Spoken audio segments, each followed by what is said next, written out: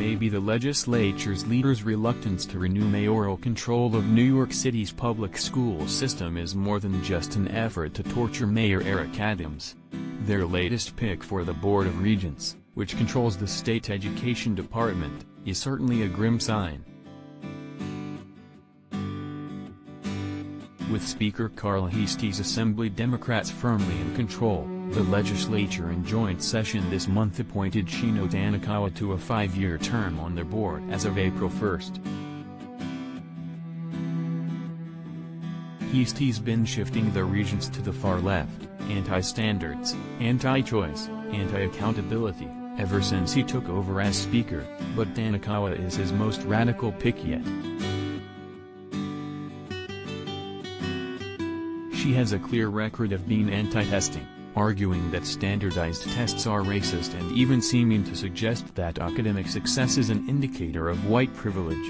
Critics call her not just anti-white, but even anti-Asian, at least, anti-Asians who support excellence.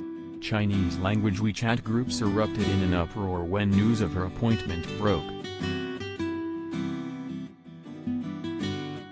Tanikawa is also an ardent opponent of mayoral control and of charter schools.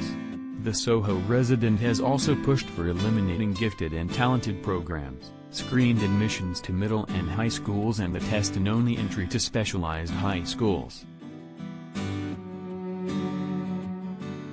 She once wrote a fellow Manhattan Community Education Council 2 member, "I have no interest collaborating with you on policy positions until you exhibit your commitment to anti-racism work." Anti-racism, of course, being the label for outright racism in the name of racial justice. She also has a history of bad-mouthing parents who disagree with her. As a key member of the de Blasio School Diversity Advisory Group, she took a burn-the-house-down approach rather than reaching out to find common ground. In short, she's the polar opposite of New City Chancellor David Banks, who argues that literacy is equity, meaning that the best thing public schools can do for racial justice is make sure kids learn to read, and then to excel academically. Worse, her appointment puts the Board of Regents fully in the thrall of ideologues and teachers' union lackeys dedicated to watering down or outright eliminating all standards of achievement and excellence.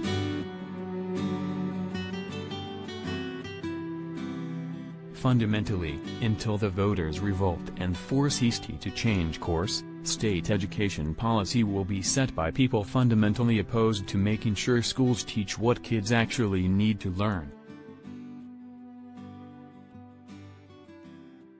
Which, since Adams and Banks are firmly pro-excellence, suggests that Heastie, with the connivance of state Senate leaders, may actually intend to kill mayoral control if he's not forced to do it as part of this month's budget resolutions.